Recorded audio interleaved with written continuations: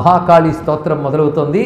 ప్రతి మాట ఇందులో అద్భుతం. త్వం స్వాహ, త్వం స్వధా, త్వం హి వషట్కారస్వరాత్మిక సుధాత్వమక్షరే నిత్యే త్రిధా మాత్రాత్మికా స్థిత అర్ధమాత్రా స్థిత నిత్యా యానుచ్చార్య విశేషతః.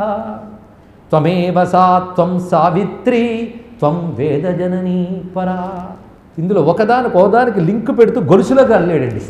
బ్రహ్మదేవుడు చేసిన స్తోత్రం సామాన్యం కాదు. మీరు నేను చదివే స్తోత్రం కాదు కదా, బ్రహ్మదేవుడు చేస్తున్న స్తోత్రం. 4 వేదాలు ఎవరి ముఖాల్లో ఉన్నాయో ఆ 4 ముఖాల వాడు చేసిన స్తోత్రం. వేదాల సారం ఉంది ఇందులో. చూడండి ఇక్కడ త్వం స్వాహ, ఇదంతా ఒకదానికో లింక్ అండి. చెప్పదలుచుకున్నది ఏమిటంటే వేదజననివి నువ్వు. అమ్మా నువ్వు వేదాల తల్లివి. వేదం అంటే ఈశ్వరుని యొక్క శబ్దరూపం. ఆ శబ్దరూపం ఏ ఈశ్వర శక్తి నుంచి వచ్చిందో ఆవిడ తల్లి వేదజనని. అది త్వం స్వాహ, అమ్మా నువ్వు స్వాహారూపిణివి. త్వం స్వధా, నువ్వే స్వధారూపిణివి. వషట్కార, నువ్వే వషట్కారమువు. స్వరాత్మిక, నువ్వు స్వరస్వరూపానివి. ఇందులో ఉన్న క్రమాన్ని ఒక్కసారి చూద్దాం. స్వాహ, అమ్మవారి పేరు స్వాహ. ఎందుకంటే అమ్మవారి యజ్ఞస్వరూపుడు అని చెప్పడం దీనిలో ఉన్న ఉద్దేశం. ఎందుకంటే ఏ దేవతను ప్రసన్నం చేసుకోవాలని యజ్ఞం లేనిది ఏ దేవత ప్రసన్నం కాదు. ఏ దేవతకు సంబంధించిన యజ్ఞం చేసినా యజ్ఞం అమ్మవారే. అందుకు మీరు అమ్మవారిని నమస్కారం చేస్తే అన్ని యజ్ఞాలు చేసినట్లే. ఆవిడే యజ్ఞస్వరూపిణి. స్వాహ స్వధ అని 2 మాటలు చెప్పారు. దేవతలను ఉద్దేశించి హవిస్సనిస్తే స్వాహ అని వాడతారు. పితృదేవతలను ఉద్దేశించి చేస్తే స్వధా చేస్తారు. దేవతలు 2 రకాలు, దేవతలు పితృదేవతలు అని చెప్పబడతాం. పితృదేవతలు ఒక వ్యవస్థ, వసురుద్ర ఆదిత్య రూపములతో ఉంటారు వాళ్ళు. వాళ్ళని దేవతల్ని ఉద్దేశించేసేది యజ్ఞము.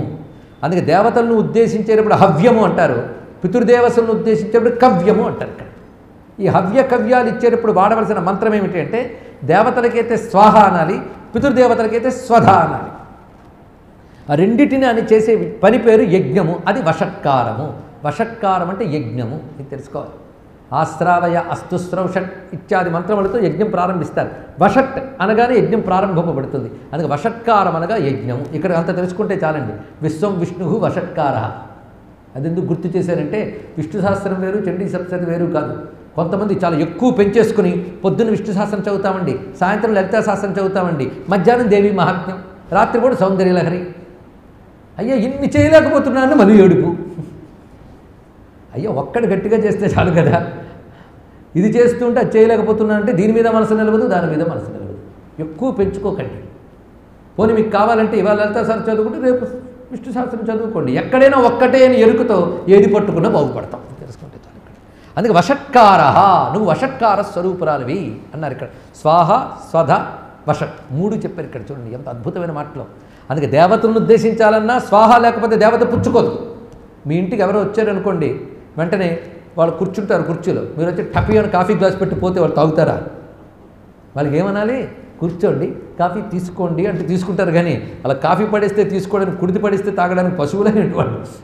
కనుక ఇంటికి వచ్చిన వాళ్ళు కాఫీ తాగాలంటే తీసుకోండి అని వాళ్ళ భాషలో వాళ్ళకి అనాలి. అని వాళ్ళు తెలియని భాషలో లేలియే అంటే వాడికి అర్థం కాదు. తెలుగు వాడికి హిందీ తెలియకపోతే లేలియే అంటే వాడికి ఏమర్థమవుతుంది? హిందీ వాడికి తీసుకోండి అంటే ఏమర్థమవుతుంది? ఇవన్నీ బాధలు. హిందీ వాళ్ళలో ఎవరైనా వచ్చాడు రండి అని పిలిస్తే కోపం వస్తుంది వాడికి. ఎందుకంటే ఆ భాషలో దానికి తిట్టు.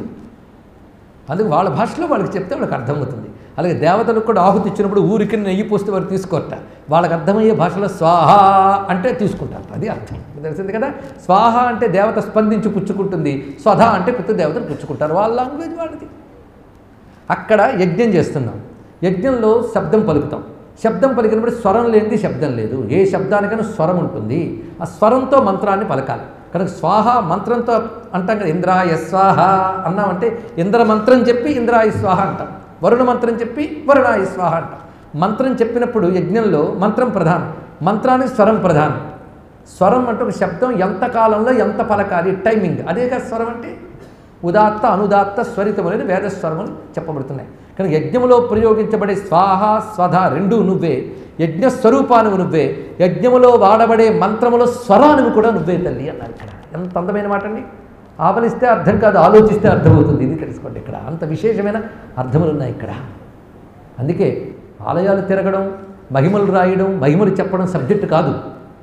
వాటిలో ఉన్న తత్వాన్ని గ్రహించగలగాలి. అది ఇక్కడ చెప్తున్నది ఇక్కడ.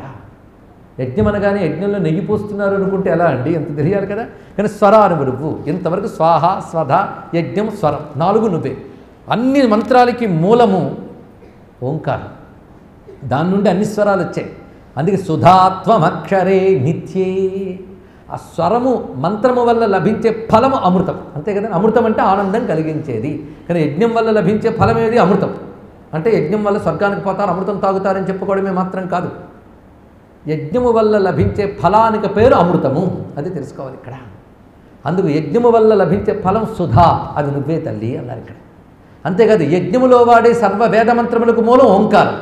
ఆ ఓంకారమే నీ స్వరూపము. అందుకే త్వమక్షరే నిత్యే. ఎంత అందమైన మాట. నిత్యమైన అక్షరమైన దానా అన్నారు. నిత్యమైన అక్షరము నువ్వు.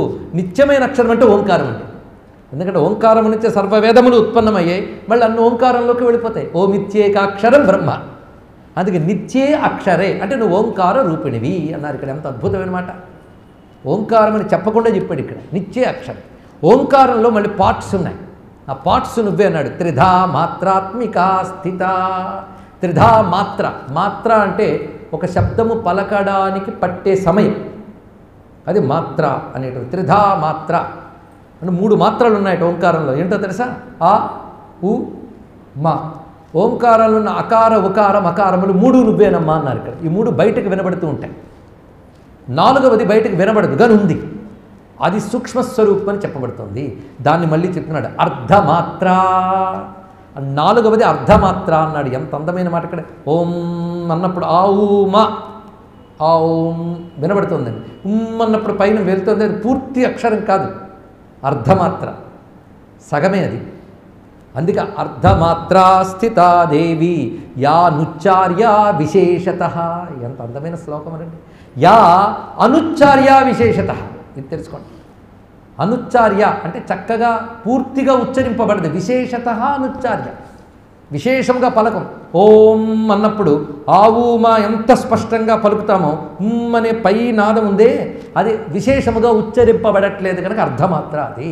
కానీ ఓంకారంలో 4 పార్ట్స్ తీసుకుందాం. ఆ ఊమా అర్ధమాత్ర. అర్ధమాత్ర ఏమిటంటే చెప్పలేము కూడా బయటికి. ఆ ఊమా అయితే చెప్పగలిగారు కానీ అనేది ఏం చెప్తాము ఇక్కడ? అనేది అర్ధమాత్ర. కనుక విశేషముగా పలకబడే అకార, ఉకార, మకారములు నీ రూపమే. విశేషముగా ఉచ్చరింపబడని ఆ తురీయము కూడా నీ స్వరూపమేనమ్మా అన్నారు ఇక్కడ. దానికి తురీయం అంది ఉపనిషత్తు. ఇదంతా మాండూక్యోపనిషత్తులో చెప్పినవన్నీ 4 మాటల్లో చెప్పేశాడండి. ఇప్పుడు చూడండి, దీన్ని బట్టి దేవీ మహాత్మ్యం ఉపనిషత్తులతో సమానమని మళ్ళీ అర్థమవుతుంది ఇక్కడ. రాత్రి సూక్తం చదివితే చాలా మంచిదండి అని చదువుతున్నామే కానీ అందులో ఏం చెప్పారో చదవట్లేదు. లలితా శాస్త్రం చదివితే చాలా బాగుంటుందని గుంపులుగా చదువుతున్నారు కానీ అందులో ఏముందో ఆలోచించట్లేదు. పంచాక్షరి చేస్తే చాలా మంచిదండి అని చేస్తున్నాము కానీ అందులో ఏ శివుడు ఉన్నాడో తెలుసుకోవట్లేదు. అది బాధ వస్తుంది మనకి ఇక్కడ. ఈ శ్లోకములు ఇప్పటివరకు చెప్పుకున్న దానిలో అమ్మా నువ్వు ఓంకార స్వరూపునివి. ఓంకారములు ఉన్న అకార, ఉకార, మకారములు నీ రూపమే. పైన ఉన్న తురీయము కూడా నీ స్వరూపమే.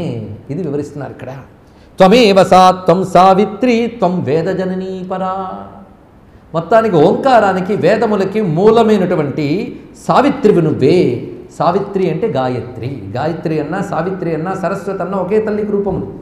ప్రాతకాలంలో గాయత్రి, మధ్యాహ్న కాలంలో సావిత్రి, సాయంకాలంలో సరస్వతి అంటున్నా 3 గాయత్రి యొక్క రూపములే.